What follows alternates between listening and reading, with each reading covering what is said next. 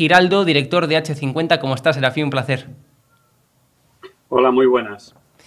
Serafín, ¿se está incrementando la inseguridad en España? Esta es la pregunta que nos hacemos muchos españoles. Sin ir más lejos, yo tendré que ir a Cataluña este fin de semana, concretamente a Barcelona. Dicen que es la ciudad más insegura, no solamente de España, sino que de toda Europa. ¿Es verdad esto? Correcto. A juzgar por las estadísticas, y si hacemos caso a las estadísticas, evidentemente los delitos contra la libertad sexual, por ejemplo, han aumentado en un 21%, al igual que los delitos contra la vida. Hablo de homicidios y de asesinatos. Los robos también un 28%. Por tanto, de alguna manera en un 20, un 30% están aumentando las infracciones delictivas en España, no solo las más leves, como pueden ser hurtos, sino también, y lo que es más problemático, las más graves, delitos contra la vida y delitos contra la libertad sexual. Especial incidencia tienen también las estafas informáticas, con un aumento de un 60%. Por tanto, estamos viviendo una época de aumento de la actividad delictual en España. Hablabas de delitos sexuales, hablabas pues de algo que atañe, por tanto, al Ministerio de Igualdad. ¿Me estás diciendo, Serafín, que desde que Irene Montero es ministra de Igualdad, los delitos de agresiones a mujeres se han incrementado? ¿Eso es lo que dicen las cifras? Es decir, que el Ministerio de Igualdad no está llevando a cabo o no está cumpliendo con su tarea fundamental, que desde luego es reducir, por cierto, un problema importante que tenemos en España y en todo el mundo, y es las agresiones a mujeres. Desde luego, la violencia machista existe, como estamos comprobando, pero eso es un objetivo fundamental que tiene que batir el Ministerio de Igualdad y que no está haciendo. Correcto. Vamos a ver, en relación con la violencia de género es que, sinceramente, no me atrevo a dar estadísticas, porque las estadísticas, en este caso, prácticamente quien las da las manipula. Por tanto, no me atrevo. Lo que sí es cierto, y es evidente, que desde la Ley de Violencia de Género del año 2004 se vienen produciendo, y esto es una constante, entre 50 y 70 víctimas. Es decir, existe una lacra por la violencia de género y hay 50 y 70, todos los años entre 50 y 70 víctimas, mujeres que mueren a causa de este delito, que mueren a causa de esta lacra. Por tanto, de alguna manera no se está haciendo nada, o la ley no es eficaz, o no está siendo eficaz, ni las políticas de igualdad están siendo eficaces, teniendo en cuenta sencillamente este factor, este dato, que desde luego es plausible, lo vemos todos los años, año tras año. Por tanto, algo está fallando. Si yo miro los protocolos de actuación policial con respecto a la violencia de género impuestos y a raíz de esta ley, veo que efectivamente son muy severos con el infractor, cosa que me parece bien. Pero desde luego algo está fallando, porque todos los años están existiendo estas muertes. ¿Qué es lo que está pasando? Desde mi punto de vista, el principal problema que debe existir y que no se ataja, que existe y que no se ataja, es la fiscalización. La fiscalización del dinero que se destina a combatir la violencia de género. Cuando hablo de fiscalizar el dinero, veo que en el BOE, en el Boletín Oficial del Estado, año tras año, e incluso a este ministerio encargado, que como usted dice preside la ministra Irene Montero, encargado de combatir esta lacra, se le destina gran cantidad, millones de euros. Y no hay resultados ante tenor de este factor muerte de mujer a causa de la violencia de género. Por tanto, se debería fiscalizar, saber si el dinero llega, evidentemente, llega a las víctimas. Y parece ser que los datos indican que no. Una víctima de violencia de género que llega a una comisaría de policía, pues sí que efectivamente tenemos un protocolo de actuación inmediata o directa, pero cuando sale de la comisaría necesita medios, necesita dinero. Ese es realmente el problema, que no le llegan esos medios, que no le llega ese dinero a esta persona que en principio denuncia una actividad delictiva, una actividad de violencia de género.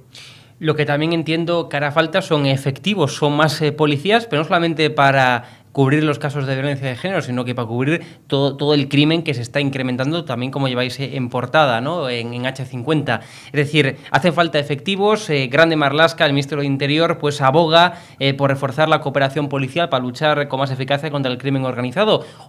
¿Os creéis las palabras y las promesas de Grande Marlaska después de tantas cosas que dijo y de cosas que no cumplió?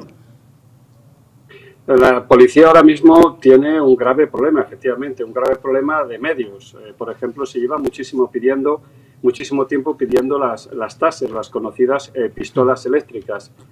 También tenemos problemas como zonas como Ceuta, como Melilla, como Campo de Gibraltar, que ahora mismo parecemos una policía, permítame la expresión, tercermundista. No tenemos apenas medios para combatir con esos grandes capos de la mafia que cuentan con unos vehículos, con unos medios muy modernos. Hay una situación de discriminación también ahora mismo en Cataluña hacia la Policía Nacional, hacia la Guardia Civil. La Guardia Civil, por ejemplo, se está quejando de un problema de regulación de turnos. La Policía Nacional, ahora mismo hay algún sindicato que está en conflicto colectivo por un problema de equiparación salarial con respecto a los Mossos de Escuadra. Por tanto, sí que existen problemas internos dentro de la policía. Yo ahora mismo, como problema de seguridad, lo que más me llama la atención son estas zonas no-go zone, que las llaman ahora, que son zonas que empiezan a existir en España donde la actividad policial es muy difícil y está pasando en países como ha ocurrido, por ejemplo, en Francia. Encontramos zonas como, por ejemplo, la Cañada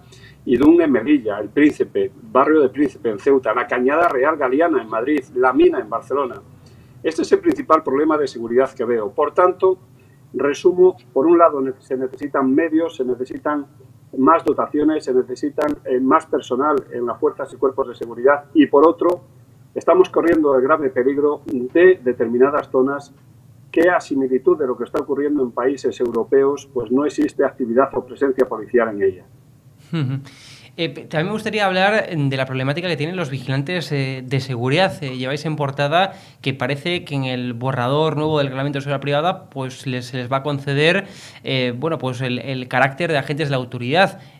¿Cómo va a quedar esto? O sea, ¿cuál es tu opinión, Serafín?